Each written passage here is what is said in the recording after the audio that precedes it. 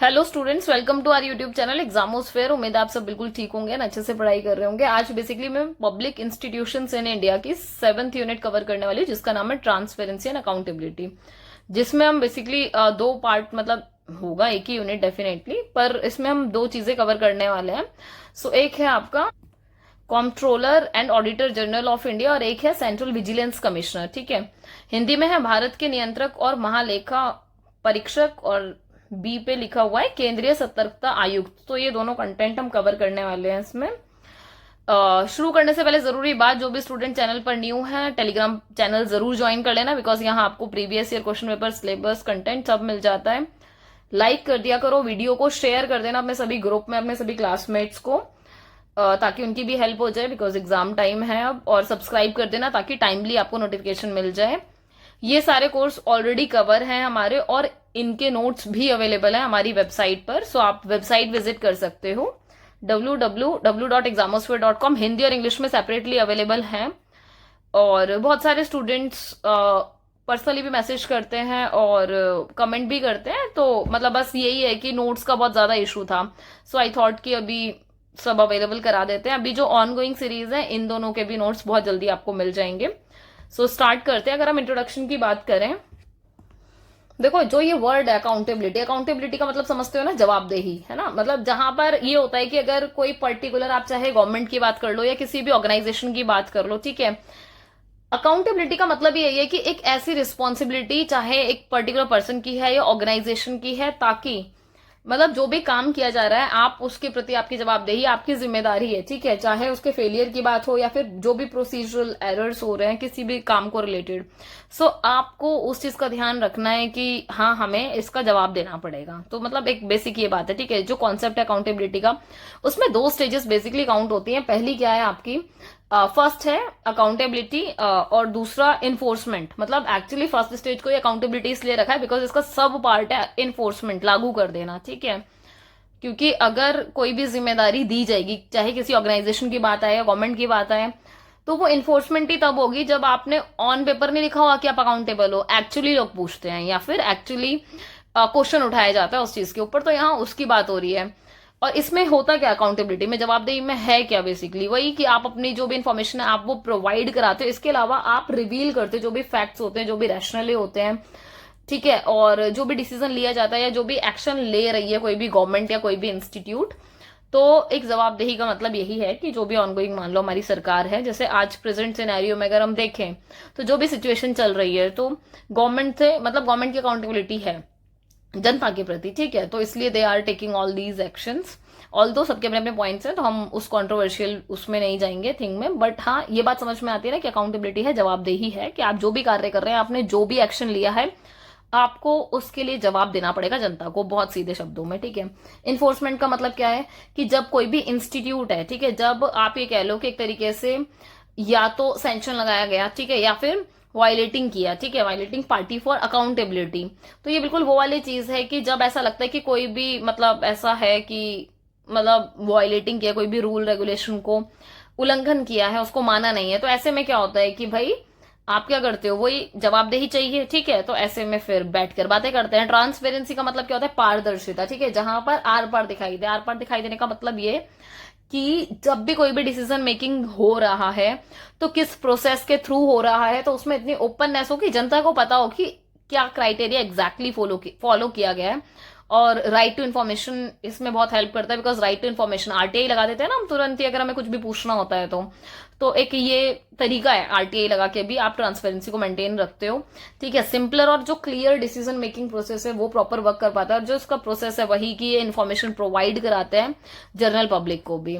ठीक है, अच्छा एक बात और है कि अगर थोड़ा सा कॉन्टेक्स्ट लेके चले, जैसे अब्राहम लिंकन की हम परिभाषा देखते हैं डेमोक्रेसी की। अच्छा एक बात और, जब हम बात करें अकाउंटेबिलिटी की, ट्रांसपेरेंसी की, तो ये सारी की सारी चीजें कहाँ दिखाई पड़ती है, जो भी देश डेमोक्रेटिक होता है, जहां लोकतंत्र होता है, तो वहां ये चीजें ज्यादा इजीली दिखाई पड़ती है।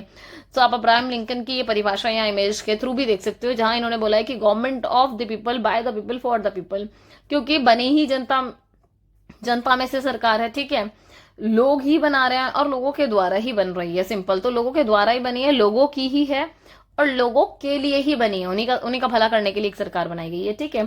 सो यहाँ क्या होता है, इंश्योर किया जाता है, सुनिश्चित किया जाता है कि जो पावर, जो अथॉरिटी है, इसको एक्सरसाइज किया जाए अप्रोप्रिएटली, मतलब मिसयूज ना हो, पूरा रिस्पॉन्सिबिलिटी के साथ।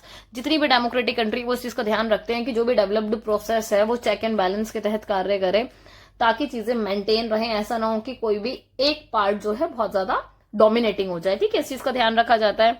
ट्रांसपेरेंसी की बात है कि जब ट्रांसपेरेंसी होती है तो कोई भी सरकार जो है उसकी जवाबदेही बन जाती है कोई भी कार्य करने की, ठीक है। तो ऐसे में क्या होता है कि कोई भी डिसीजन मेकिंग हो रहा है या मतलब कुछ भी एक्शन लेना है तो बहुत जरूरी है, इस चीज को ध्यान में रख के लिया जाएगा कि भैया कल को जनता जवाब मांगेगी। और पार्टिसिपेशन, पार्टिसिपेशन बहुत ज्यादा कंट्रीब्यूट करता है, बिकॉज डेमोक्रेसी में जितना ज्यादा पार्टिसिपेशन होगा वो डेमोक्रेसी उतनी ही ज्यादा स्ट्रेंथनिंग होगी, मतलब मजबूत होगी, सही है। अच्छा, अब हम अगर अकाउंटेबिलिटी को इंश्योर करें, ठीक है, या फिर ट्रांसपेरेंसी की बात करें डेमोक्रेटिक कंट्री में, जैसे इंडिया का एग्जांपल है, तो यहाँ पर कॉन्स्टिट्यूशनल बॉडीज हैं, जैसे कंट्रोलर एंड ऑडिटर जनरल हो गया, जिसको हम शॉर्ट में कैग भी कहते हैं, ठीक है। ऐसे ही आपका इलेक्शन कमीशन है, फिर है आपका सेंट्रल विजिलेंस कमीशन। सो ये चीजें भी बनाई गई सिर्फ इसीलिए ताकि ये जो कंपोनेंट है या फिर ये जो क्वालिटी है इसको ऐड किया जा सके, ठीक है। अगर कैग को देखा जाए तो कैग है क्या, बेसिकली वही कि जो कैग बॉडी है ये वर्क किस लिए करती है, तो ये करती है to establish to curb political corruption. मतलब कहने का मतलब ये कि जितना भी पॉलिटिकली करप्शन होता है, जो भी भ्रष्टाचार होता है, उसको रोकने के लिए कैग का स्टैब्लिशमेंट हुआ। जो पॉलिटिकल करप्शन हो रहा है ये सबसे बड़ी प्रॉब्लम है और सबसे बड़ा चैलेंज है इंडिया का आज के टाइम पे, क्योंकि भ्रष्टाचार अगर मुक्त हो जाएगा तो आधी चीजें वैसे ही डेवलप हो जाएंगी, ठीक है। पार्ट 5 में चल लो कॉन्स्टिट्यूशन के, जहां आर्टिकल 148 से 151 में दिखाई पड़ता है, जहां बात की गई है कि ये जितने भी इंस्टीट्यूट्स हैं जिनको हमने स्टैब्लिश किया वो इंश्योर करते हैं कि भैया फाइनेंशियल अकाउंटेबिलिटी हर हाल में होगी, जिसको मेंटेन करना है। वर्क की अगर बात करें तो आर्टिकल 148 कहता है कि इंडिया प्रोवाइड करता है basically for the independent post of controller and auditor general. कहने का मतलब ये कि अगर ब्रीफली देखा जाए तो हम इसको ऑडिटर जनरल भी कह सकते हैं। तो आर्टिकल 148 में इनके बारे में बताया गया, 149 में बोला गया कि ये भैया प्रोविजन है कि डिटरमाइन करेंगे कि जितनी भी पावर है, जो भी फंक्शंस है, तो अगर आपको कैग की पावर फंक्शन देखना है, ड्यूटीज देखनी है, ठीक है, जो भी मतलब कैग परफॉर्म करेगा, उसको एक लॉ के थ्रू बनाया गया, पार्लियामेंट मतलब पार्लियामेंट के द्वारा लॉ मेकिंग किया गया। सो इसके बारे में आपको आर्टिकल 149 में दिखाई पड़ता है। 1971 में अगर हम देखें सो पार्लियामेंट ने क्या किया, मतलब डीपीसी एक्ट जो है उसके थ्रू पावर्स को, फंक्शंस को लेट डाउन किया कैग का, क्योंकि कैग का देखो जो फंक्शन है, जो पावर है वो काफी डिफरेंट है। और इसी की वजह से क्या होता है कि कैग एम्पावर होता है, मतलब इतना सशक्त होता है कि वो ऑडिट कर पाता है जितने भी गवर्नमेंट के एक्सपेंडिचर्स हैं, मतलब सारी चीजों का क्या करता है, वो पूरा ऑडिट करता है, पूरा लेखा परीक्षा करता है, ठीक है। अच्छा, इसके अलावा जब हम कंप्लायंस की बात करते हैं या फिर ये ऑडिट की बात हो रही है ना, तो ये एक इस तरीके का असेसमेंट है बेसिकली, जहां पर ये प्रोविजन फॉलो किया जाता है कि भैया जो लॉ है, रूल है, रेगुलेशन है, या फिर किसी भी बहुत सारे जो वेरियस ऑर्डर है, इंस्ट्रक्शन है, जिनको ऑडिट मतलब इशू किया जाता है ना, ऑडिट के लिए भी आपको क्या करना पड़ता है, एक ऑर्डर को इशू करना पड़ता है ताकि आप वो चीज कर पाओ। तो ये सारे एक रूल रेगुलेशन एक कंपिटेंट अथॉरिटी के थ्रू ही होते हैं और उन्हीं से ही कंपाइल किए जाते हैं, जिसको फॉलो अप करना पड़ता है हर हाल में, ठीक है। फाइनेंशियल जो ऑडिट है वो क्या फोकस करता है, वो देखता है कि वेदर जो फाइनेंशियल इंफॉर्मेशन है जो प्रेजेंट की गई है रिकॉर्ड्स में, वो जो फाइनेंशियल रिपोर्टिंग है, रेगुलेटरी फ्रेमवर्क है, उसके तहत है कि नहीं है। जैसे आपने देखा होगा बहुत सारे गवर्नमेंट जितने भी, चाहे स्कूल हो गए, कॉलेजेस हो गए, गवर्नमेंट ऑफिस हो गए, वहां ऑडिट होता है। क्या देखते हैं वो, फाइल्स वगैरह में सारी एंट्री वगैरह चेक कर रहे थे कि जो चीजें हो रही है क्या वो वाकई में रूल रेगुलेशन को फॉलो अप करके हो रही हैं। इसके अलावा परफॉर्मेंस अगर देखी जाए ऑडिट की, तो वो फोकस करते हैं whether the organisation is functioning with efficiency, कि पूरी एफिशिएंसी और इफेक्टिवनेस के साथ कार्य किए जाना चाहिए। कहने का मतलब दक्षता और प्रभावशीलता के साथ काम कर रहा हो, ठीक है। और इनका कंप्लायंस और जो फाइनेंशियल ऑडिट है ये मैंडेटरी हो जाता है जिस टाइम पर परफॉर्मेंस, अगर जो है आप ये देखोगे वाइल परफॉर्मेंस ऑडिट इज, आप एक चीज और, ये जो वर्ड है डिस्क्रिशनरी, ये दिखा रहा है कि ये चीज कितनी विवेकाधीन है। मतलब आप समझ रहे हो कि जो भी परफॉर्मेंस है वो वाकई में वो आउटकम सोच रहा है जो चाहिए हमें, है ना। तो यहाँ उसकी बात हो रही है। एक्सपेंडिचर की बात अगर करोगे तो जो गवर्नमेंट जो भी एक्सपेंडिचर कर रही है, जो भी खर्चा कर रही है, जो भी व्यय कर रही है, ठीक है, उस चीज को भी अवेलेबल करना है कैग के सामने, ताकि कैग इस चीज को देख पाए और कैग इफेक्टिवली प्रिपेयर कर पाता है जो भी इफेक्टिव ऑडिट रिपोर्ट्स होती हैं, बिकॉज इन्हीं को देख के ही समझ में आता है कि चीजें वाकई में फॉलो अप हो रही है नहीं हो रही है, ठीक है। Custodian of public finance as well as the controller of the entire financial system of the country, आप ये भी देखो कि मतलब कैग के हाथों में ही होता है जो भी पब्लिक का फाइनेंस हो गया या फिर जितना भी एंटायर जो फाइनेंशियल सिस्टम है पूरी कंट्री का, क्योंकि ये सबका ऑडिट करते हैं, ठीक है। जो मेन ड्यूटी होती है कैग की वो यही करता है, ये ऑडिट, वो ये मॉनिटर कर रहा होता है बेसिकली, ये ध्यान रख रहा होता है, देख रहा होता है कि जो भी फाइनेंशियल एडमिनिस्ट्रेशन है कॉन्स्टिट्यूशन ऑफ इंडिया और पार्लियामेंट लॉ के थ्रू वर्क कर रहा है या नहीं कर रहा है, ठीक है। कैग एक्ट कर रहा है as a guardian of public finance, मतलब पब्लिक फाइनेंस है, ठीक है, तो ये उसकी गार्जियनशिप की तरह वर्क कर रहा है कि हाँ भाई एक पूरा संरक्षक है, या ये कह लो कि एक प्रोटेक्टर की तरह वर्क कर रहा होता है। और इसी के थ्रू क्या करते हैं, जो रिपोर्ट ऑफ कैग है, इनकी अकाउंटेबिलिटी जो है एग्जीक्यूटिव मतलब काउंसिल ऑफ मिनिस्टर्स की पार्लियामेंट के थ्रू बनती है, बिकॉज जो फाइनेंशियल एडमिनिस्ट्रेशन होते हैं यार आपको इंश्योर करना पड़ता है ताकि चीजें प्रॉपर रूल एंड रेगुलेशन को फॉलो करते हुए हो रही हूँ। इंपॉर्टेंस की अगर बात करें तो बहुत ज्यादा जरूरी हो जाता है कि जब हम देखते हैं कि एक पहली बात तो ये एक इंडिपेंडेंट कॉन्स्टिट्यूशनल बॉडी है, ठीक है, जो इंश्योर कर रहा है कि जो भी रिसोर्सेज हैं जो भी डिप्लॉय किए जा रहे हैं कंट्री के डेवलपमेंट के लिए वो बिना करप्शन यूज हो, बिना भ्रष्टाचार के यूज हो। जो रोल है क्या का वो बहुत ज्यादा इंपॉर्टेंट हो जाता है, बिकॉज एंटी करप्शन जो एजेंसीज हैं उनके साथ मिलकर कार्य कर रहे हैं। सीबीआई हो गया, सीवीसी हो गया, सीवीसी क्या है, सेंट्रल विजिलेंस कमीशन, ठीक है, जिसके बारे में अब हम जानेंगे इसी यूनिट में ही, ठीक है। जो स्कोप है वर्क का, मतलब आप ये देखो कैग का जो काम का स्कोप है वो बहुत ज्यादा वाइडर है अगर आप सेंट्रल विजिलेंस कमीशन के कंपैरिजन में देखें तो, ठीक है। बिकॉज जो सीवीसी है, इसको सीवीसी कह के बोलूंगी अब मैं, तो आप समझ जाना कि सेंट्रल विजिलेंस कमीशन की बात हो रही है। तो ये एक्शन लेते हैं सिर्फ किसके अगेंस्ट में, जो भी ग्रुप ए के ऑफिसर होते हैं, ठीक है, या फिर उससे ऊपर है जो, ठीक है, मतलब वही हायरार्की में जो सबसे हाईएस्ट क्लास है, ठीक है। जबकि जो कैग है वो बहुत ज्यादा कैपेबल होता है कि वो मेंटेन करते हैं पूरा फाइनेंशियल सिक्योरिटी को और अकाउंटेबिलिटी को एट एवरी लेवल। इसके अलावा हालांकि देखो आप ये बहुत इंपॉर्टेंट चीज है कि डॉक्टर भीमराव अंबेडकर की एक सेइंग थी, और ये बहुत इंपॉर्टेंट चीज है कि उन्होंने बोला कि जो कैग है, ठीक है, इंडिया के, वो मोस्ट इंपॉर्टेंट ऑफिसर माने जाएंगे कॉन्स्टिट्यूशन ऑफ इंडिया के तहत, बिकॉज ये क्या कर रहे हैं, पूरे के पूरे देश को भ्रष्टाचार मुक्त कराने के लिए कार्य कर रहे हैं। सो ये बहुत इंपॉर्टेंट स्टेटमेंट है उनके, आप चाहो तो उसको अपने आंसर में मतलब मार्क करके या लिख के आ सकते हो, ठीक है। कैग एक्सपोज करते हैं बहुत सारे सेवरल पॉलिटिकल स्कैम्स जितने भी होते हैं, ठीक है, चाहे आप देखो इन्होंने एग्जाम्पल्स भी दिया है, और ये बहुत इंपॉर्टेंट चीज है, आप लिख के आना है इसको, ठीक है। चाहे बोफोर्स डिफेंस स्कैम हो गया, 2G स्पेक्ट्रम स्कैम हो गया, मतलब आप इनको लिख लेना एग्जाम्पल की तरह, ठीक है। टेलीकॉम लाइसेंस स्कैम हो गया, coal mining scam, national collegiate sports project scam. So इस तरीके के जो स्कैम सामने निकल कर आए वो किसने निकाले, कैग ने निकाले। सो कैग इज वेरी इंपॉर्टेंट, है ना। कैग ने ये भी स्टार्ट किया कि वो एग्जामिनेशन करेगा जितने भी बिग जो एंटरप्राइजेस हैं, ठीक है। आप ये देखो कि जितने भी एंटरप्रेन्योर होते हैं ना, जितने भी मतलब जितने भी बिजनेसमैन होते हैं, जितने भी एंटरप्रेन्योर्स हैं आपके, उनको भी थोड़ा सा ध्यान में रख के कार्य करना, बिकॉज कुछ कुछ होते हैं ना जो सेमी करके होते हैं कि सेमी गवर्नमेंट के उसमें वर्क कर रहे होते हैं, सो वहां भी ऑडिट होता है, ध्यान रखेंगे इस चीज का, ठीक है। सो अंडर द स्टेट या सेंट्रल गवर्नमेंट के साथ जैसे SEBI हो गया, ट्रांसपोर्ट डिपार्टमेंट हो गया, हाउसिंग डिपार्टमेंट, मेट्रोपॉलिटन डिपार्टमेंट, ये भी मतलब आप देखोगे कि उनके दायरे में आ रहे हैं। अच्छा, पब्लिक अवेयरनेस की अगर बात करोगे, जन जागरूकता की, सो सिटीजन्स को और ज्यादा अवेयर करने के लिए किसके अगेंस्ट, करप्शन के अगेंस्ट या फिर जितने भी स्कैम हो रहे हैं, बहुत जरूरी है कि जो कैग है वो क्या करते हैं, मतलब आप ये देखोगे कि अपने ऑडिट रिपोर्ट्स के थ्रू ये सारी चीजें लेके आते हैं। अन्ना मूवमेंट में भी इसके बारे में बात की गई थी, ठीक है।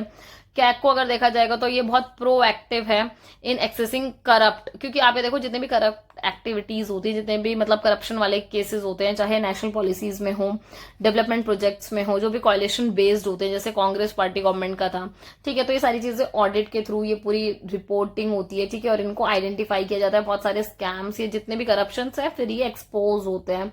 सो प्रॉपर एक प्रोसेस फॉलो होता है। अगर हम हिस्ट्री देखें सो ऐसा कहा जा सकता है कि जो कैग है मतलब एक तरीके से किसकी देन है, ब्रिटिश इंडिया की देन है।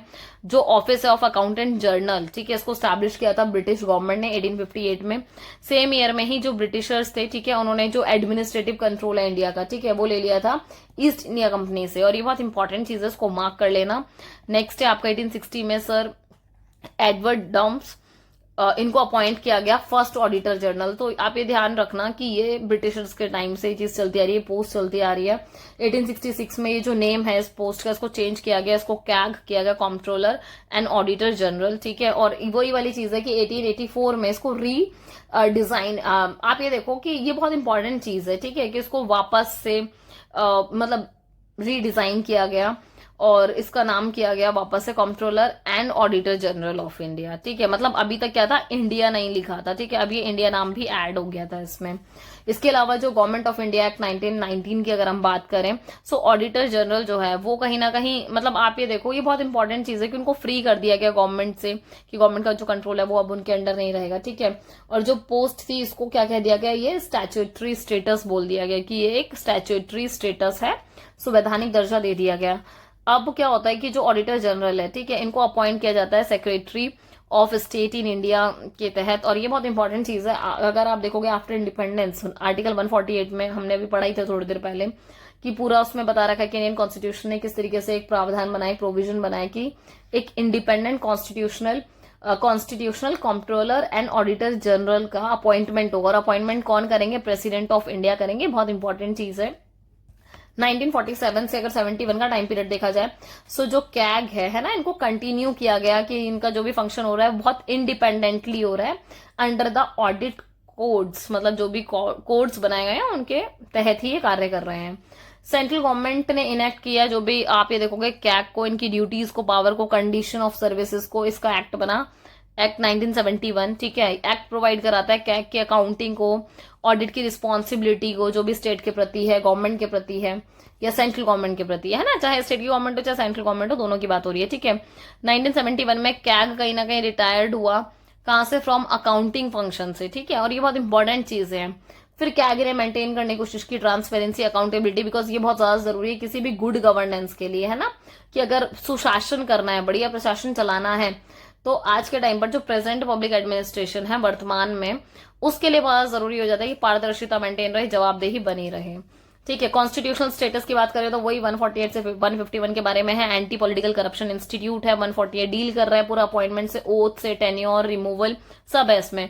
149 में ये किस चीज पर ज्यादा एम्फेसाइज करता है, ड्यूटी और क्या पावर है। ठीक है, 150 में देख लो तो यूनियन और जो स्टेट्स हैं वही कि भाई उनको मेंटेन करने हैं अपने जितने भी अकाउंट्स हैं, जिसको भी प्रिस्क्राइब्ड किया जाएगा बाय प्रेसिडेंट के द्वारा। ठीक है, 151 में देखोगे, सो स्टेट क्या करता है, जो रिपोर्ट है क्या की है ना, वो जो भी रिलेटिंग है अकाउंट से रिलेटेड, चाहे यूनियन की, सो इसको सबमिट किया जाता है प्रेसिडेंट को। सो इंपॉर्टेंट है। नेक्स्ट है कि आप ये देखोगे कि जो रिपोर्ट है क्या की है ना, वो रिलेटिंग होती है जितने भी आपके अकाउंट ऑफ स्टेट्स हैं जो भी सबमिट किया जा रहा है। और ये सबमिट किसको किया जा रहा है, मतलब स्टेट का हेड कौन है, गवर्नर। ठीक है, तो उनके लिए हो रहा है। और वही वाली चीज है कि जब ये उनके सामने आती है तो गवर्नर के सामने जाने से पहले क्या होता है कि इसको प्रेजेंट किया जाता है। ठीक है, और एक और ये बहुत इंपॉर्टेंट चीज है कि आपको स्टेट लेजिस्लेचर के मतलब सामने भी प्रेजेंट करने से पहले आपको सारा डिस्कस करके सब कुछ मेंटेन करना होता है। जब हम आर्टिकल 279 की बात करते हैं, सो जो कॉन्स्टिट्यूशन है वो प्रोवाइड कराता है पूरा कैलकुलेशन नेट इनकम का, चाहे कोई टैक्स के हिसाब से हो या फिर ड्यूटी हो, जिसको आप सर्टिफाइड करते हो कैग के थ्रू। ठीक है, जिनके सर्टिफिकेट्स आप ये देखोगे ना कि उनको ही लास्ट बनाया था, बिकॉज कैग ने जिसको वो दे दिया तो वो चीज एकदम ना मतलब फाइनली डीम्ड कर दी जाती है। ठीक है, अगर आपको इनको ऑफिस से हटाना है, रिमूवल कैसे है इनका, ठीक है, ये बहुत इंपॉर्टेंट चीजें हैं, पता होनी चाहिए। ठीक है, तो वही उसी सेम मैनर में हटाओगे जिस तरीके से हम एक सुप्रीम कोर्ट के जज को हटाते हैं। ठीक है, जो सैलरी होती है और जो बहुत सारी अदर सर्विसेज होती है, मतलब अदर कंडीशन होती है इनकी सर्विसेज में, सो जो ऑडिटर जनरल है, ठीक है, ये क्या करते हैं, डिटरमाइन करते हैं बाय पार्लियामेंट, बाय लॉ। ठीक है, सो पार्लियामेंट के थ्रू ये पूरा लॉ के थ्रू मेंटेन किया जाता है। अगर हम बात करें ना, तो आप ये देखोगे, अगर हम सैलरी को देखें जो कंट्रोलर एंड ऑडिटर जनरल की, मतलब आप ये बहुत इंपॉर्टेंट चीज है कि nor his right in respect of leave of absence, pension, age of retirement can be changed to his disadvantage after his appointment. देखो ये बहुत इंपॉर्टेंट सी बात, मतलब वो ये कह रहे हैं कि इन सब के ऊपर बाद में भी, मतलब उनके अपॉइंटमेंट के बाद भी क्या है कि चीजें की जा सकती हैं या फिर उसमें रूल रेगुलेशन बन सकते हैं।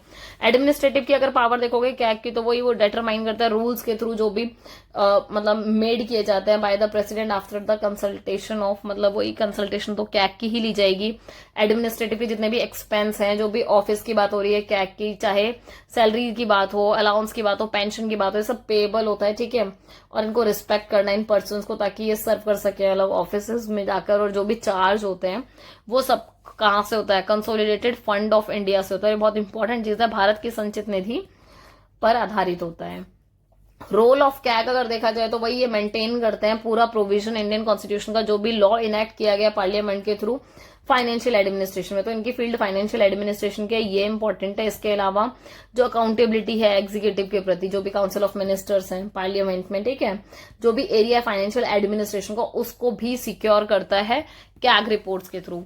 इसके अलावा पावर की बात कर लो तो वही वो रिस्पेक्ट करते हैं ऑडिट्स को, जो भी ऑडिट प्रोवाइड कराए जाते हैं, ठीक है, comptroller and auditor general of India के कॉन्टेक्स्ट में। ड्यूटी पावर कंडीशन जो भी सर्विसेज की 1971 की वो सब आ गई, ठीक है। इस एक्ट में वो ये कि जो कैग है वो ऑडिट कर सकता है क्या क्या चीजें, जितनी भी रिसिप्ट है, एक्सपेंडिचर है, जो भी कंसोलिडेटेड फंड ऑफ इंडिया से हो रहा है, ठीक है, स्टेट या यूनियन टेरिटरी के कॉन्टेक्स्ट में भी है। इसके अलावा जो भी ट्रांजेक्शन हो रही है, ठीक है, आप ये देखोगे, और वो सारी ट्रांजेक्शन जो contingency fund and public accounts के जरिए हो रही है, मतलब आकस्मिक निधि और लोक लेखा से संबंधित लेन देन, ठीक है। सारे स्टोर, जो भी स्टॉक्स हैं गवर्नमेंट ऑफिस के, डिपार्टमेंट्स को, उन सबको चेक किया जाएगा, ठीक है। जो भी अकाउंट्स है ऑल गवर्नमेंट की कंपनी के, ये स्टैब्लिश करते हैं अंडर द इंडियन कंपनी 1956। तो ये इंपॉर्टेंट चीजें हैं। आगे बढ़ो, अकाउंट्स की बात हो रही है कि जितने भी सेंट्रल कॉर्पोरेशन के हैं, मतलब जितने भी अकाउंट्स हैं उनको भी ऑडिट करते हैं, बिकॉज एक्ट में सारी चीजें आती हैं, ठीक है। अकाउंट जो है जितनी भी अथॉरिटी का, जितनी भी बॉडी का, आप ये देखोगे इसको सब्सटेंशियली मतलब फंडेड किया जाता है, कहाँ से, कंसोलिडेटेड फंड से। और ये बहुत इंपॉर्टेंट चीज है कि ऐसे में इंक्लूडिंग हो जाती है कि जो भी अकाउंट है किसी भी अथॉरिटी के। और आप ये देखो कि ये बहुत सब्सटेंशियल नहीं है कि आप इसको देखोगे कि भाई इसको फंड किया जा रहा है किसी न किसी तरीके से, नहीं। ये सिर्फ उस रिक्वेस्ट पर है जो गवर्नर है, प्रेसिडेंट है, या फिर वही कि क्या के खुद के इनिशिएटिव से सारी चीजें होती हैं, ठीक है। क्रिटिकल असेसमेंट देखा जाए तो इंडिया का जो पब्लिक इंस्टीट्यूशन है वो करेंटली बहुत एक्सपीरियंस कर रहा है डीप लेजिटिमेसी क्राइसिस को, और ये बहुत ऐसा है कि वैधता का संकट बहुत इंपॉर्टेंट है जिस पर बात की जाए, ठीक है। सो ये मैनिफेस्टिंग करता है दोनों तरीके से, क्वांटिटेटिव और क्वालिटेटिव डेफिशिएंसी को। जो मोस्ट प्रेसिंग कंसर्न है इस टाइम पर opaque and secretive process CAG का, है ना, कि किस तरीके से अपॉइंटेड हैं वो चीज। इसके अलावा इंडिया लैक करता है कि जो क्लियर या ट्रांसपेरेंट मैकेनिज्म है ना, उसके क्रिटिकल रोल के लिए, कि वो ज्यादा जरूरी है कि ट्रांसपेरेंसी ज्यादा मेंटेन हो। नंबर ऑफ ऑडिट रिपोर्ट्स कितनी आ रही हैं सेंट्रल मिनिस्ट्री से, ठीक है, जो कि ड्रामेटिकली बहुत मतलब फेल डाउन हो गई हैं, मतलब आप ये देख लो फ्रॉम 55 टू 55, ठीक है, इन 2015 और जस्ट 14 इन 2020। सो ये बहुत इंपॉर्टेंट चीजें हैं। इसके अलावा जब हम क्रिटिक करते हैं, है ना, सो यहाँ एलिज किया जाता है कि जो कैग है वो अवॉइड करता है इन्वेस्टिगेट करना या फिर रिपोर्टिंग करना ऐसे इश्यूज पर जो पॉलिटिकली एम्ब्रेस किए जाएं, ठीक है, गवर्नमेंट के थ्रू। नियरली जो 50% जो कैग का ऑडिट है या रिपोर्ट्स है, उनको अगर देखा जाए तो रिपोर्टेडली लैक विटनेस सर्टिफिकेशन मिलता है, उनको सीरियस डाउट्स जो हैं वो रेज कर रहे होते हैं, ठीक है, इंटीग्रिटी को लेकर, रिलायबिलिटी को लेकर, कि भाई इसकी जब खोज हुई है तो कुछ तो वो हो, मतलब उस चीज पे टिके हैं। तो ये बहुत इंपॉर्टेंट चीजें हैं। सो सेंट्रल विजिलेंस कमीशन की बात हो रही है अभी, जिसमें जिसको हिंदी में केंद्रीय सतर्कता आयुक्त भी कह देते हैं, ठीक है। सो इसका आप करप्शन और एंटी करप्शन मेजर्स को अगर देखेंगे तो अगर आप ये कह रहे हो कि आप इसके जो मेजर पार्ट है वो ये है कि सबसे बड़ी बात की है करप्शन इसका कोर पार्ट है, ठीक है, करप्शन के ऊपर काम करना है। ये रेफर करते हैं करप्शन को भी किस कॉन्टेक्स्ट में, कि एब्यूज ऑफ पावर जो होता है, मतलब जो भी शक्ति है उसका मिसयूज करना, ठीक है, या फिर अपनी पोजीशन का अपने पर्सनल गेन के लिए, अपने बेनिफिट के लिए। सो ये उन सब की बात करते हैं। ये बात करते हैं एक्सपेंस जो होता है, ठीक है, एक्सपेंस ऑफ कॉमन गुड्स, मतलब कॉमन गुड्स के बिहाफ पर आप जो भी आम जनता के लिए वेलफेयर किया जाना चाहिए आप वो ना कर अपना पर्सनल गेन कर रहे हो। सो ये उन सारी चीजों पर बहुत ज्यादा फोकस करते हैं। इसके अलावा जो सबसे मेजर चीज है, ये इंस्टीट्यूशंस को आप ये देखो कि जैसे इंस्टीट्यूशंस में अगर सारी चीजें हो रही हैं तो क्या हो रहा है, कमजोर हो रहे हैं आपके इंस्टीट्यूशन, ठीक है, अंडरमाइनिंग हो रहे हैं। इसके अलावा पब्लिक का ट्रस्ट जो है वो इरोड हो रहा है, वो टूट रहा है, क्योंकि विश्वास अगर खत्म होता है तो फिर वापस से वो चीज मेंटेन करना बहुत मुश्किल हो जाता है। हिंडर करता है सोशल और इकोनॉमिक डेवलपमेंट को, जिस गति से होना चाहिए, ठीक है, जिस स्पीड से होना चाहिए वो चीज मैटर, मतलब वो चीज मेंटेन नहीं हो पा रही है, तो वो चीज बहुत मैटर करता है ना किसी भी कंट्री के लिए। अगर सोशल और इकोनॉमिक डेवलपमेंट नहीं होगा तो फिर किस तरीके से कार्य होंगे, ठीक है। सो ये एक तरीके का बिट्रेयल है पब्लिक ट्रस्ट को, बिकॉज आप ये देखो कि बहुत सारे तरीकों से होता है, ऐसा नहीं है कि आपने सिर्फ करप्शन कर दिया, तो करप्शन के भी तो फॉर्म होते हैं ना, डिफरेंट। जैसे आप ये देखो इसके अंदर क्या क्या इंक्लूड है, इंक्लूड कर रहे हैं वो ब्राइबरी, ठीक है, मतलब रिश्वतखोरी हो गया, इसके अलावा एम्बेजलमेंट हो गया, नेपोटिज्म हो गया, एक्सटॉर्शन हो गया, क्रोनिज्म हो गया, फ्रॉड हो गया। ये सारे के सारे इसके टाइप हैं कि अलग अलग तरीके से विश्वासघात किया जाता है। इसके अलावा सेकंड एडमिनिस्ट्रेटिव रिफॉर्म की अगर हम बात करेंगे, तो वहां भी ये बात उठाई गई कि जो एबनॉर्मल इलेक्शन के जो एक्सपेंडिचर्स हैं, ठीक है, उनको रिकॉप करना बहुत जरूरी है, बिकॉज जो मतलब आप ये देखो मल्टीपल तरीके से सस्टेन किया जाता है इलेक्टोरल साइकिल को। सो बहुत जरूरी है कि इसकी क्लिनजिंग की जाए इलेक्शंस के टाइम पर, क्योंकि ये बहुत इंपॉर्टेंट हो जाता है कि जब तक आप इस चीज को इंप्रूव नहीं करोगे, जो एथिकल स्टैंडर्ड्स हैं पॉलिटिक्स के, तब तक क्या होगा कि ये जो करप्शन है या फिर ये जो जो भी मैल एडमिनिस्ट्रेशन होता है ना, वो चीजें चलती ही रहेंगी। सो बहुत जरूरी है कि इस पर वर्क किया जाए। इसके अलावा S K Das, institution of internal accountability, मतलब आप ये देखो कि इन्होंने कहा कि ये जो हम बात कर रहे हैं कि किसी भी संस्था के अकाउंटेबिलिटी की, अकाउंटेबिलिटी अब तक तो समझ में आ ही गया है कि बेसिकली जवाबदेही की बात हो रही है। बहुत ज्यादा जरूरी हो जाता है जब आप इंश्योर करते हो एग्जीक्यूटिव की अकाउंटेबिलिटी, क्योंकि जो भी काम करने वाली कार्यपालिका है, कार्यपालिका के अंदर जितने लोग काम कर रहे हैं, सबकी जवाबदेही बनती है ऐसे में, ठीक है। सो जो सीबीसी है इसका डोमेन और ज्यादा मोर लिमिटेड हो जाता है, बिकॉज ये एक्सरसाइज कर रहा है ओरिजिनल जो ज्यूरिसडिक्शन है ना, जो ग्रुप ए के ऑफिसर्स है, उन पर बहुत ज्यादा जाता है इनका ज्यूरिसडिक्शन। इसके अलावा ये भी फाउंड किया जाता है, मतलब जो सीबीसी है, आप ये देखोगे ये बहुत इनएफेक्टिव रहा है एंटी करप्शन इंस्टीट्यूशंस के कॉन्टेक्स्ट में, बिकॉज लार्जली अगर देखा जाए तो जो पर्सनल और इंस्टीट्यूशंस हैं, ठीक है, आप उनमें देखो such as chief vigilance officer हो गए, आपके सीबीआई हो गए, ये ऐसी हैं कि मतलब ये ऐसी मेन मेन पोस्ट हैं जिनको डिजाइन ही इसीलिए किया गया ताकि इन सारी चीजों को सपोर्ट कर सके, वर्क करा सके। और ये बात सही है कि ये एडिकेटली अभी भी उस तरीके से वर्क नहीं कर पाती है जिस तरीके से किया जाना चाहिए एक्चुअल में, ठीक है। काम कर रहे हैं, पहले के कंपैरिजन में बहुत इंप्रूवमेंट हुआ है, बट स्टिल और स्कोप है इंप्रूवमेंट का। जो सीबीसी है, ये बात भी सही है कि यहाँ कोई सब्सटेंटिव एजेंसी नहीं है जहां इस तरीके की इंक्वायरीज को कंडक्ट किया जा सके, इन्वेस्टिगेशन की जा सके। ये बहुत इंपॉर्टेंट हो जाता है और यही बात को आर्ग्यू भी किया गया इनके थ्रू कि सीबीआई अपने आप में ही मतलब बहुत ज्यादा क्लोज हो जाता है, क्योंकि पॉलिटिकल जो एग्जीक्यूटिव है उनके काफी क्लोजली ये लोग वर्क कर रहे होते हैं, तो यहाँ सिचुएशन अनकॉम्प्रोमाइज्ड हो जाती है।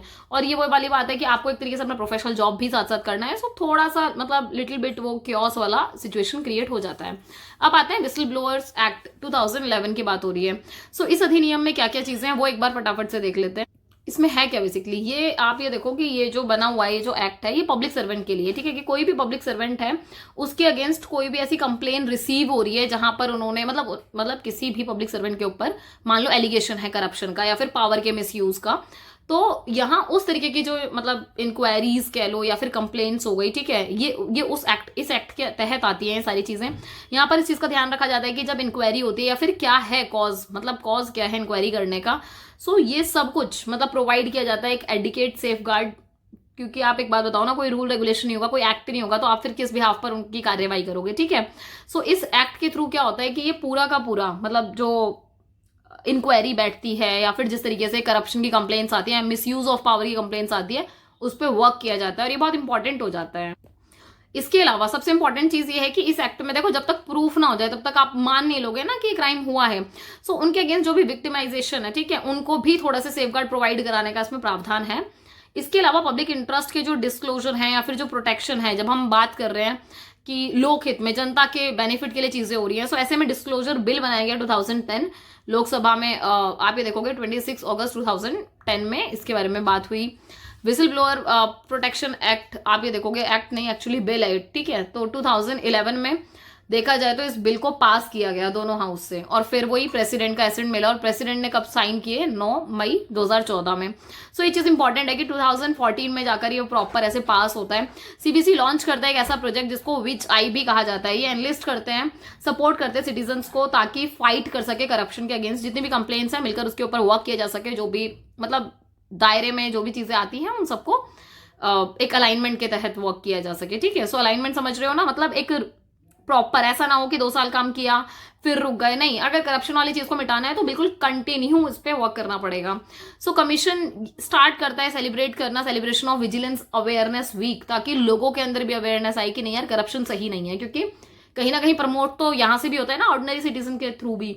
तो हर साल मतलब आप ये देखोगे अक्टूबर के लास्ट वीक में इसको अवेयरनेस प्रोग्राम की तरह इसको सेलिब्रेट किया जाता है ताकि लोगों को अवेयरनेस आए। और मतलब ऐसा कहा जाता है कि ये वो वाली चीज है कि इस टाइम पर मतलब सरदार वल्लभ भाई पटेल का जो बर्थडे है, ठीक है, वो भी इसी टाइम पे है। सो ऐसा माना जाता है क्योंकि पटेल साहब को क्या माना जाता है, वो मैन ऑफ इंटीग्रिटी है। ठीक है, क्योंकि उन्होंने सारी चीजों को जिस तरीके से मतलब पूरी नेशन की इंटीग्रिटी को मेंटेन करके रखा था, सो कहीं ना कहीं ये उनको भी डेडिकेट हो जाता है। इसके अलावा सेंट्रल विजिलेंस कमीशन एक हिस्टोरिकल अगर डेवलपमेंट आप देखते हो, सो पार्लियामेंट्री अगर हम डिबेट देखते हैं जून 1962 की, मेंबर ऑफ पार्लियामेंट एक्सप्रेस्ड करते हैं कि भाई सीरियस, मतलब उस टाइम पे डिबेट हो रही थी 1962 में, और लोग डिस्कस कर रहे थे उस टाइम पे जितने भी नेता थे कि भाई ये बहुत सीरियस कंसर्न है, बहुत मतलब जरूरी गंभीर चिंता की बात है कि जिस तरीके से ये करप्शन बढ़ रहा है एडमिनिस्ट्रेशन में, इसको कम करने की जरूरत है या फिर इसको खत्म करने की जरूरत है, इस पे कंट्रोल करने की जरूरत है। सो ऐसे में फिर क्या होता है कि फॉर्मेशन ऑफ कमेटी होती है। किस नाम से होती है वो जो कमेटी होती है, किस लिए बनाई जाती है बेसिकली, ताकि प्रिवेंशन किया जा सके, करप्शन का रोकथाम की जा सके। इसको पॉपुलरली अगर देखा जाए तो संथानम कमेटी के नाम से जाना जाता है, और ये मोस्ट इंपॉर्टेंट है बिकॉज आप ये देखोगे ये ना हमारे कॉम्पिटेटिव एग्जाम्स में भी पूछा जाता है। सो कमेटी ऑब्जर्व करती है कि जो करप्शन है, ठीक है, वो एक तरीके से ना ऐसा है कि जैसे शरीर के ऊपर एक डिजीज हो जाती है ना, तो उसी तरीके से कि अगर आपकी पॉलिटिक्स में अगर आपको रहना है, ठीक है, और अगर वहां करप्शन है तो फिर पॉलिटिक्स जो है वो एथिकली वर्क नहीं कर पाएगी या फिर और चीजें नहीं हो पाएंगी उसमें। So gradually multi organ failures हुए गवर्नेंस के, और फिर धीरे धीरे समझ में आया कि नहीं यार ये बहुत सीरियस मुद्दा है, इसके ऊपर काम करने की वाकई में जरूरत है। सो श्री के संथानम चेयरमैन थे, ठीक है, मतलब उस कमेटी के, जिसमें 4 MP भी थे, 2 सीनियर ऑफिसर भी थे एज अ मेंबर। इनको अपॉइंट किया गया गवर्नमेंट ऑफ इंडिया 1962 में। इन्होंने कंसेप्चुलाइज किया सेंट्रल विजिलेंस कमीशन को बिकॉज और इन्होंने ये बोला कि भाई ये अपेक्स बॉडी होगी जो एक्सरसाइज करेगी जर्नल जो सुपरिटेंडेंसी है या फिर कंट्रोल करेगी जितने भी विजिलेंस मैटर हैं एडमिनिस्ट्रेशन के अंडर या फिर गवर्नमेंट ऑफ इंडिया के अंडर। सेंट्रल विजिलेंस जो कमीशन है मेन एजेंसी है, इसका काम वही है कि ये प्रिवेंट करेगा करप्शन को सेंट्रल गवर्नमेंट में बेसिकली, ठीक है। एस्टैब्लिशमेंट कब होता है? 1964 में होता है। सो ये ध्यान रखना है, सीबीसी का CVC है ना, इसका एस्टैब्लिशमेंट क्या है आपका, ईयर 1964 है। कॉम्पिटेटिव एग्जाम से भी बहुत इंपॉर्टेंट है, और बाकी आप अपने आंसर में इसको ईयर के साथ जरूर लिख के आए, ठीक है, क्योंकि ये ऐसी चीजें हैं फालतू की कहानियां लिख के आओगे कोई मतलब नहीं है। डेटा के साथ अगर बातें करोगे तो आंसर राइटिंग अपने आप एनहांस हो जाती है, ठीक है। सो ये एक एग्जीक्यूटिव रेजोल्यूशन के थ्रू बनता है गवर्नमेंट सेंट्रल गवर्नमेंट में।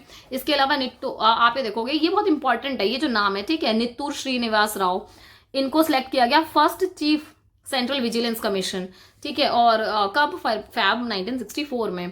पार्लियामेंट इनेक्ट करती है लॉ को, जहां कन्फर किया जाता है कि एक स्टैट्यूटरी स्टेटस है, ठीक है। और ये बहुत इंपॉर्टेंट बात हो जाती है कि आप ये देखोगे इन 2004 में, सॉरी, ठीक है, इन 2004 में जो CVC है, सेंट्रल विजिलेंस कमीशन है, इसको डिजाइन किया गया एक ऐसी एजेंसी के रूप में जो रिसीव भी करेगी, ठीक है, जितने भी कंप्लेंट्स हैं, इसके अलावा जो भी एलिगेशन लग रहे हैं करप्शन से रिलेटेड या फिर पावर मिसयूज से रिलेटेड, या फिर आप ये देख लो हमने विसल ब्लोअर का वो पूरा एक्ट समझा जिसमें क्या था, वो जो पब्लिक सर्वेंट है उनके अगेंस्ट लगता है, तो वो सब के सब इसी के अंडर आकर फिर वो पूरा इंक्वायरी बैठता है सिस्टम। इसके अलावा पब्लिक इंटरेस्ट डिस्क्लोजर की बात हो रही है या फिर प्रोटेक्शन ऑफ इन्फॉर्मर्स की बात हो रही है, ठीक है। सो ये रेजोल्यूशन पास किया गया जिसको पॉपुलरली विसल ब्लोअर भी कहा जाता है। नेक्स्ट है आपका, अगर हम आप स्ट्रक्चर्स की बात करोगे, सो CVC का अगर आप ये देखो स्टैट्यूटरी स्टेटस है पहली बात, ठीक है। जो इसका आप ये देखोगे कि इसको एक ऑर्डिनेंस के तहत स्टैब्लिश किया गया 25 अगस्त 1998 को। CVC एक्ट बनता है 2003 में। और ये बहुत इंपॉर्टेंट बात हो जाती है कि इसमें क्या होता है कि मतलब है तो ये पहले से एग्जिस्टेंस में, मतलब बॉडी जो है वर्क तो बहुत पहले से कर रही है, पर इस एक्ट में क्या ऐड किया जाता है कि जो मल्टी मेंबर बॉडी है, ठीक है, उसको कंसिस्टिंग कर रहे हैं ये कि जो सेंट्रल विजिलेंस कमिश्नर है जैसे चेयरपर्सन, इसके अलावा वो कह रहे हैं not more than 2 vigilance commissioner, ठीक है, मतलब वो कह रहे हैं कि 2 से ज्यादा और आयुक्त नहीं होंगे। सो ये मल्टी मेंबर बॉडी क्रिएट हो गई। अपॉइंटमेंट किसके थ्रू हो रहा है? वही प्रेसिडेंट ऑफ इंडिया के थ्रू हो रहा है, उन्हीं के, मतलब वही आप ये देख लो उन्हीं के हाथों से ही चीजें होती हैं। इसके अलावा जो सील है रिकमेंडेशन की, कौन सी 3 मेंबर कमेटी की, उसको भी कंसिस्ट किया गया जिसमें बोला गया कि जो प्राइम मिनिस्टर है वो एज अ हेड वर्क कर लेंगे, ठीक है, और union minister of home affairs इसका पार्ट रहेंगे। इसके अलावा अपोजिशन का एक लीडर रहेगा लोकसभा का, ताकि चीजें ट्रांसपेरेंसी के साथ वर्क कर सकें। प्रेसिडेंट रिमूव कर सकते हैं सेंट्रल विजिलेंस कमिश्नर को, और ये उनकी पावर में आता है, किसकी? प्रेसिडेंट की पावर में, ठीक है। बोला पर कब आप और क्यों कर सकते हो, मतलब कुछ कुछ सर्कमस्टांसेस हैं, तो कौन कौन से हैं वो ये देख लो। वो कह रहे हैं if he is absurd and insolvent, कहने का मतलब है कि अगर उसको दिवालिया घोषित कर दिया जाता है, ठीक है, सो उस टाइम पर अगर ये बात है कि अगर आप ये देखो कि कोई भी ऐसा ऑफेंस किया है जो ऐसा माना जाता है कि जो मॉरल टर्प्यूड है, या फिर आप ये कह लो टर्प्टीट्यूड की बात अगर ना भी करें हम, तो इन जर्नल भी अगर जर्नली समझोगे तो आप एक बात बताओ कि यार जो सेंट्रल विजिलेंस कमिश्नर है ये तो वर्क ही इसीलिए कर रहा है ताकि जो मोरालिटी एथिक्स है वो मेंटेन रह सके, करप्शन ना हो, ठीक है। अगर ऐसा कोई ऑफेंस ऐसा दिखाई पड़ता है कि ये खुद शामिल है तो कोई मतलब नहीं है, ठीक है। अगर ये एंगेज होते हैं अपने ऑफिस टर्म में, जिस टाइम पर ये ऑफिस में है, ठीक है, कि कहीं और भी काम कर रहे हैं, ठीक है, कहीं और भी इनकी ड्यूटीज चल रही हैं, तो ऐसे में भी क्या होगा, क्योंकि कहीं और से आप अर्निंग नहीं कर सकते, ऐसे में तो बाहर किया जाएगा। इसके अलावा ये बात सही है कि अगर मान लो जो हमारे प्रेसिडेंट साहब हैं, ठीक है, अगर उनको लग जाए, ठीक है, मतलब प्रेसिडेंट को लग जाए, प्रेसिडेंट का ओपिनियन ये हो जाए उनको देखकर कि भैया ये माइंड से और बॉडी से इस पोजीशन के लिए फिट नहीं बैठ रहे हैं, ठीक है, तो भी हटाया जा सकता है। इसके अलावा अगर वो कुछ ऐसा फाइनेंशियल या फिर अदर इंटरेस्ट देखते हैं, ये बहुत इंपॉर्टेंट चीज है कि कोई इस तरीके का कार्य किया है जिसकी वजह से जो गवर्नमेंट के ऑफिशियल्स वर्क हैं, ऑफिशियल फंक्शंस है, ठीक है, वो अफेक्ट होते हैं, तो तब भी सफर करना पड़ सकता है। तो इन सब के एडिशन में देखा जाता है कि जो प्रेसिडेंट है वो रिमूव कर सकते हैं सेंट्रल विजिलेंस ऑफ कमिश्नर को या फिर किसी भी विजिलेंस कमिश्नर को मिसबिहेवियर या इनकेपेसिटी के बिहाफ पर भी। नेक्स्ट है आपका अच्छा एक चीज और है, इन केसेस में या फिर इन मामलों में क्या होता है, जो प्रेसिडेंट है वो रेफर करते हैं, जिस तरीके से आप ये देखोगे ना, refer the matter to the Supreme Court for an inquiry, मतलब कोई भी अगर ऐसी बात होती है, डाउट होता है, तो सुप्रीम कोर्ट तक वो क्या करना पड़ता है, भेजना पड़ता है वो पूरा इंक्वायरी, ताकि वो चीज क्लियर हो पाए। सो अगर सुप्रीम कोर्ट भी मतलब उस इंक्वायरी को अपहोल्ड कर दे और वो कह दे कि हाँ भैया ये जो कॉज है रिमूवल का, और वो एडवाइस करते कि ठीक है, सो प्रेसिडेंट आराम से रिमूव कर देते हैं, मतलब एक तरीके से सलाह ले लेते हैं। इसके अलावा जो सीवीसी है उनका खुद का सेक्रेटेरिएट होता है, चीफ टेक्निकल एग्जामिनर्स विंग है, इसके अलावा विंग ऑफ कमिश्नर भी है डिपार्टमेंटल इंक्वायरीज के लिए, ताकि चीजें वर्क कर सके, क्योंकि एक सिंगल बॉडी बना दोगे और कोई वो नहीं क्रिएट करोगे तो मतलब नहीं है। तो ये सारे जो सेक्रेटेरिएट हैं या फिर ये जितने भी विंग वगैरह हैं, इन सबको क्रिएट करना पड़ता है ताकि काम स्मूथली हो सके। इसके अलावा एनुअली आप ये देखोगे जो सीवीसी है उसको एनुअली प्रेजेंट करना पड़ता है रिपोर्ट को प्रेसिडेंट के सामने, जो भी परफॉर्मेंस हुई है, जो भी कार्य किया गया है। सो प्रेसिडेंट प्लेस करते हैं सारी रिपोर्ट्स को before each house of parliament. कहने का मतलब ये है संसद के प्रत्येक जो भी सदन है, ठीक है, उसके समक्ष मतलब फिर राष्ट्रपति इस चीज को वो करते हैं। अच्छा next step, function of power की बात करें तो वही इंटीग्रिटी की बात है पब्लिक एडमिनिस्ट्रेशन इन इंडिया की, क्योंकि एड्रेस कर रहे होते हैं करप्शन को, प्रमोट कर रहे होते हैं एथिकल कंडक्ट को, ताकि सरकार के जितने भी ऑफिशियल्स गवर्नमेंट ऑफिशियल्स हैं वो एथिकली चीजों को काम कर सके, ठीक है। इसके अलावा मल्टीफेसिटेड फंक्शंस या फिर पावर जो है उसको एम्पावर किया जाता है, और ये बहुत इंपॉर्टेंट चीज हो जाती है कि ये एज ना विजिलेंट वॉच डॉग की तरह काम कर रहा होता है, क्योंकि काम क्या है कि भैया हर हाल में अकाउंटेबिलिटी चाहिए, हर हाल में ट्रांसपेरेंसी चाहिए, करप्शन को रिमूव करना है, एथिकल कंडक्ट हर हाल में चाहिए। सो ये ऐसी चीजें कि गवर्नमेंट, कोई भी आप गवर्नमेंट की ऑर्गेनाइजेशन देखोगे जहां पर फंक्शन किया जा रहा है, इन चीजों का हमेशा ध्यान रखा जाता है और एक्सपेक्टेड है भी। फंक्शंस की अगर आप बात करोगे सीबीसी की, तो वही एक एडवाइजरी बॉडी है, ऑफर कर रही है, गाइडेंस दे रही है सेंट्रल गवर्नमेंट की एजेंसी को या फिर ऑर्गेनाइजेशन को, जो भी पॉलिसी है, प्रैक्टिसेस हैं, ताकि करप्शन को प्रिवेंट किया जा सके, गुड गवर्नेंस को, सुशासन को प्रमोट किया जा सके, ताकि जनता का ज्यादा से ज्यादा वेलफेयर हो। इस कमीशन की ये भी अथॉरिटी है कि ये कंडक्ट करते हैं इन्वेस्टिगेशन को, जैसे कंप्लेंट्स के थ्रू जो भी करप्शन की आ रही है, ठीक है, या फिर मिसकंडक्ट किया जा रहा है कोई भी पब्लिक सर्वेंट्स के थ्रू, ठीक है, सेंट्रल गवर्नमेंट में रहते हुए, तो ऐसे में वो होगा। और जब इंक्वायरी की बात हो रही है या फिर रिकमेंडेशन हो रहा है, तो जो भी फाइंडिंग्स मिलती हैं फिर उस पर काम किया जाता है। सीबीसी मॉनिटर करता है पूरा कि भाई जो भी एंटी करप्शन मेजर्स हैं गवर्नमेंट के ऑर्गेनाइजेशन में वो इंप्लीमेंट हो रहे हैं नहीं हो रहे हैं प्रॉपर से, ये भी सीबीसी का ही काम है। फिर वो एडवाइस भी करते हैं कि इफेक्टिवली कि जितना भी विजिलेंस से रहा जा सकता है इन प्रैक्टिसेस को फॉलो किया जाए, ताकि करप्शन को प्रिवेंट किया जा सके। इसके अलावा पावर की अगर बात करोगे तो वही एक्सरसाइज करते हैं सुपरिटेंडेंट्स की तरह, और जो इनका फंक्शन है, ठीक है, सीबीआई के तहत है, और क्योंकि ये सारी की सारी चीजें भी कहीं ना कहीं करप्शन से रिलेटेड ही वर्क कर रही होती हैं, मतलब कुछ पार्ट में। इसके अलावा कमीशन के पास ये भी पावर होती है कि ये रिव्यू करते हैं जो भी ऑनगोइंग इन्वेस्टिगेशन होती है करप्शन के केसेस की, ठीक है, वो सब रिव्यू करना। इसके अलावा कोई नेसेसरी गाइडेंस है वो प्रोवाइड कराना, और इंश्योर करना कि भाई कोई भी इम्पार्शियल इंक्वायरीज ना हो जाए, मतलब बिल्कुल अनबायस्ड तरीके से काम करना, ठीक है। पीरियोडिक जो रिपोर्ट्स हैं, रिकमेंडेशन है, प्रेसिडेंट ऑफ इंडिया को दिखाई जाती हैं या फिर उनके आगे सबमिट होती हैं। यूनियन गवर्नमेंट को अगर आप देखोगे उनके मतलब वही मेजर्स फॉलो करने, ताकि transparency, efficiency, integrity public administration में क्या की जा सके, इनहैंस की जा सके। लिमिटेशंस की अगर आप बात करोगे तो वही कि इनके पास मतलब पावर का उस तरीके से कोई वो नहीं, क्योंकि जो रजिस्टर्ड क्रिमिनल केसेस हैं तो उतनी वो नहीं है, शक्ति है इनके पास कि भाई ये उनको रजिस्टर कर सके। पर हाँ, ये सिर्फ डील कर सकते हैं क्या, कि जो भी विजिलेंस या डिसिप्लिनरी केसेस हो रहे हैं उनके ऊपर ये मतलब पूरा इंक्वायरी वगैरह सेटअप करेंगे। इनका जो कंसर्न डिपार्टमेंट है वहां से परमिशन लेकर फिर उसके ऊपर एक स्मॉल सेटअप होता है, इनके पास लिमिटेड स्टाफ है, मतलब अगर आप देखोगे तो जो स्ट्रेंथ है 299 का है, सो मिलकर वो वर्क कर रहे होते हैं। जबकि आप ये देखोगे गवर्नमेंट में मतलब 1500 से ज्यादा आप ये देखोगे कि कंपैरेटिवली ज़्यादा लोग वर्क कर रहे हैं, सो इनको उन सबका पूरा इंक्वायरी एंड वो सारा सेटअप देखना पड़ता है, ओवरव्यू करना पड़ता है। कैलकुलेशन की बात करें तो सीबीसी बहुत क्रूशियल रोल प्ले कर देता है, ठीक है। ये अपहोल्ड करता है इंटीग्रिटी को, कम्बैट करता है करप्शन को, ताकि पब्लिक एडमिनिस्ट्रेशन इन इंडिया में प्रॉपर वर्क किया जा सके।